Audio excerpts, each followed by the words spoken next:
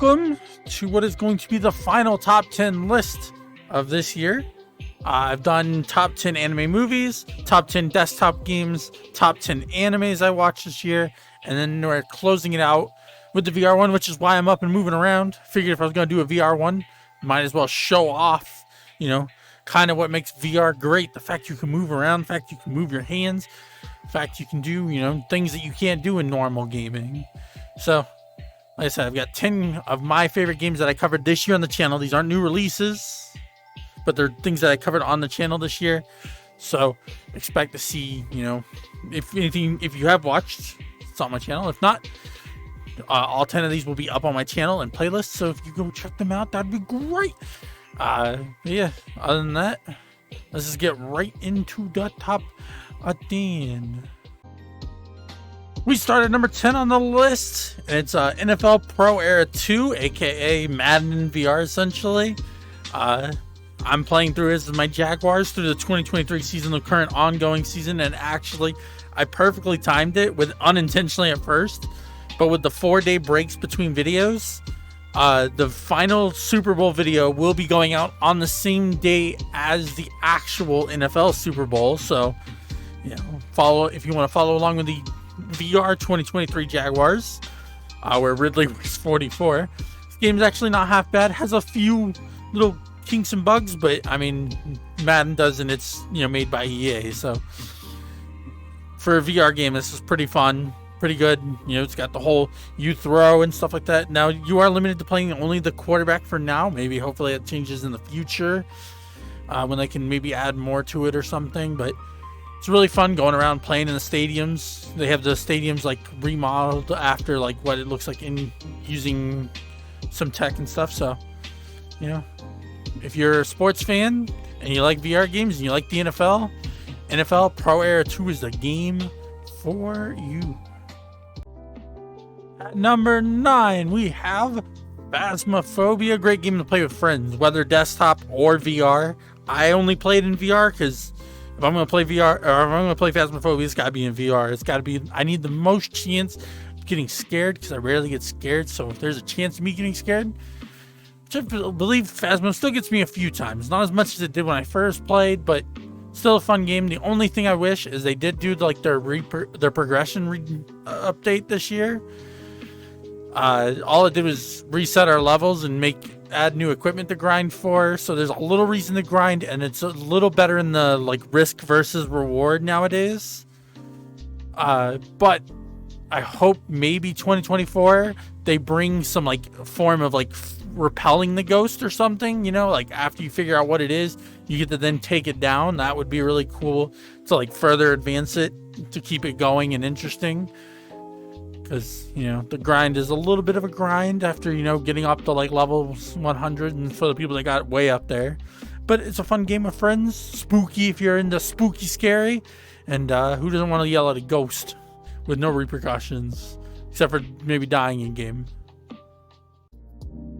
Next at number 8, I have In Death VR. This game was just like kind of a roguelike dungeon crawling kind of thing. Generates a random dungeon thing for you to crawl through, and there's several different types of enemies. There's a rift thing I still haven't tried. There's a competition against like other Steam users, to where it has like a leaderboard and stuff like that for people that like leaderboards, and it has like ranked tiers to that. But it had a very Skyrim-y feel, but it didn't have much music to it, which kind of was what dropped it down the list, because its gameplay is really great, but its music kind of lacks a little bit. So I did put on like a Skyrim ambiance kind of thing to it, and it made it so much better. But yeah, this was a really fun game to play. Hit some sick shots, like head taps, some long range shots.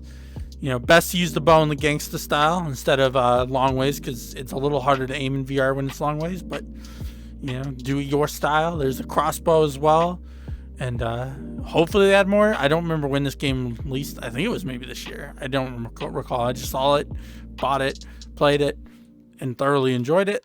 So again, In Death VR, well worth the play. Hey you, are you a Left 4 Dead fan? Well, this game has been compared to Left 4 Dead with some of its modes. It is after the fall VR. It is a zombie game, obviously, a zombie survival shooter kind of thing. You've got missions where you go from like point A to point B. You have a survival like game mode where you're just in an area trying to survive. And I think there's more to it. You can play with either AI if you don't want to play with people, or if you want to play with people, you can play with up to 3 others, whether randoms or friends. Really good. Look at that. Look at it. Looks pretty darn good for a VR game, especially when you have a thing strapped to your head and you look around and you're like, dang, man. It's really cool. Really good. Look at that. Just mowing down. Mow them all down. Burn them. Playing with a friend in this, and then we had 2 AI to fill the other 2, because you got to have 4, whether it's 3 AI, you, 1 friend, you, and that 2 AI, whatever. But yeah, fun game. With I forgot what they call the zombies in this one, but yeah, you can mow them down. All types of guns, grenades, different things like that, and you can get mods to upgrade your weapons and stuff like that. So, you know. After the fall VR, I don't even know if I said a number, at 7. At number 6, we have Borderlands 2 VR. This was actually really cool because I'd only played probably like 15-20 hours into it on desktop with a friend before we stopped playing. But I saw this. Is the only downside to this is a single player. You can't play with anybody in this. But other than that, it is Borderlands 2, all the DLC, the missions, everything. There is no limitation to this. It has everything, including the world's greatest claptrap. So this game, I probably would have put it higher had I finished it. So it will be finished in the next year, probably, maybe. I don't know, because I heard this game's really long and I haven't gotten even to the DLC yet. But this has been a fun game to play. The abilities feel so much more fun. Like, instead of just pushing a button to do the thing, you can just like act like, because I'm playing the siren, so you just pick them up with the little force grab thing, and then of course you can beat enemies with your weapon, which is hilarious when you get to actually like run up and just this VR really like elevates games. I just hope we get something more like this in the future, where it can be played with friends with like a looter shooter like this, because it would be really fun. We have made it to the top 5, baby, and the top 5 brings us decent VR. You're God. You are. Look at you, just floating above your peoples, helping them, build new land so they can build onto it, kind of helping like push them in the building direction you want. The only thing you have to look out for is those heretics, those people, the non-believers. You shun the non-believers. Because look at that one right there. Look at them. See those red ones? Those red ones are your non-believers. If you see them, you must take care of them, because they will spread to your others. So you just reach down like this, right there. Oh, I thought I was gonna pick them up. Did I not? What am I doing here? Hey, come on, get that heretic. Yeah, there you go. Pick them up. You can crush them. You can throw them. You can put them in a volcano. There's so much you can do to punish the heretics. I think I'm gonna put them on the moon. Yep, to the moon with you. You can live up there by yourself, stuck floating in forever space, and then smashed. So yeah, decent VR. It's pretty much like this Sim City, if you've ever played that, but in VR, so you get to grab and pick up things and change the world with your hands instead of just buttons. And it made this game really fun to play, just like kind of developing the world as I see, haha. At number 4, for the cozy gamers, the gamers that don't want to play shooters, don't want to sit there and fight with their teammates in competitive games, and don't want to deal with the stress of video gaming, just want to relax, have a good time. Welcome to, at number 4, Garden of the Sea. This game was fun. You could feed the animals, as you see. you could craft, you can make a house, you could explore around. There was 3 islands to explore on top of your home island. There was different things at each ones that you need. There's animals, you could feed them, pet them, breed them.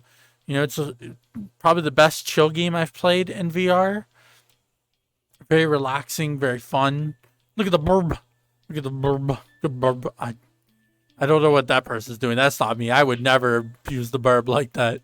See, look at it. That's me right there. We switched headset without looking like we switched headset. But yeah, this game is super chill, super fun, very artistic-y, and I love this art style. It was fun to explore around in VR. So, again, if you're a chill gamer and you're looking for something more comfy like in VR, you got Garden of the Sea. Remember how I just got through saying, if you're not one of those crazy chaotic shooter gamers that want shooting and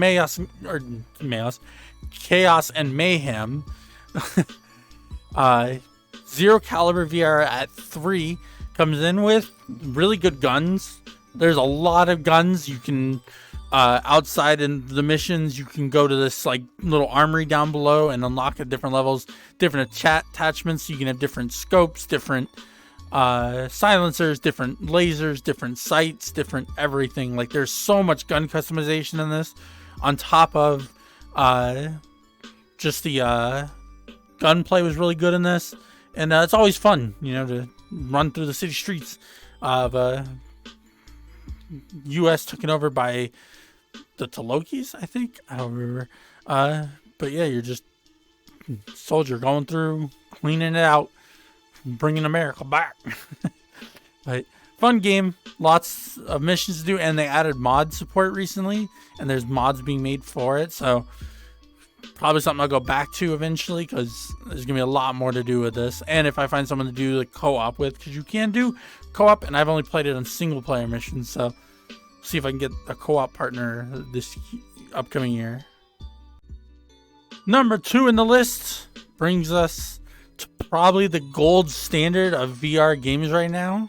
HalfLife Alyx, just the interactability, the story, the music, the setting, everything was so good. I thoroughly enjoyed this game. Finally played it this year. I've had it for 3 years almost when I got my index, and I haven't played it till this year. There's mods for this, so I'll probably be going back to this, because there's apparently a huge mod that adds a ton of story elements and stuff to it. It's a huge campaign essentially, so this could be something returning in 2024. But it was just, this game was just great, amazing. I can't wait to play the campaign thing that was modded in, because more of this would be great, because this game was fun to play. It was really well done, really well made, and like I said, probably the gold standard for VR up to this point. So more of this will be coming, and it'll be very much welcomed. If you don't have this game, this is a must buy. But with this being at 2, I'm breaking a rule, so I'll see you at the number 1 spot. Then at number 1, we're breaking the rule that I said I wasn't going to do. I wasn't going to reuse games from past years, but for me, including VRChat in the list anyways, just made sense. Because to call VRChat just a game is criminal to it. This will probably be number 1 on the list every year going forward, unless something else comes along. Because with the HalfLife Alyxes of the world, and the D-Sims, and the Zeroc Cal, and the Borderlands 2 VR that are great to play through, story-wise and stuff, but once you play through them, you don't really want to rush back into playing it. So instead, what do you have? You have VRChat. This is the quintessential come back to VR over and over and over and over and over again. Always something new to do. There's new worlds every day, whatever your taste is. Do you like to chill? There's chill worlds. Do you like to play games? There's game worlds. You want to get spooky scary like this? There's horror worlds galore, and there's always more. They're doing more world jams to generate more worlds. So this game is a little bit of whatever you want it to be. There is no like, this is VRChat. VRChat is a little of anything, you know. So, like, if you're on the fence about VR because you only see a few games you really want, trust me, get the few games you want and then get VRChat. It's free. That's the best part about this. It is free to play VRChat, and you get tons and tons to come back to, and it's unmatched. So for the second year in a row of the top 10 VR games covered, it's got to be VRChat, because this is the must play, must, you know, have free game, which is the best part. Like I said, free. So, you know, give it a shot, and maybe one day you'll run into me in a public lobby and we can chat it up. And there you have it, another top 10 list, another, you know, the final of the year. This will be my next to last video of the year. I have one more going out later today, but this will be the last of my speaking to you like this. So thank you for the support in 2023. 2024, we're going to go to the moon, hopefully. But yeah, thank you for everything this year. It means a lot. And I hope, you know, this list helps you know, find your next favorite VR game. But see ya next year.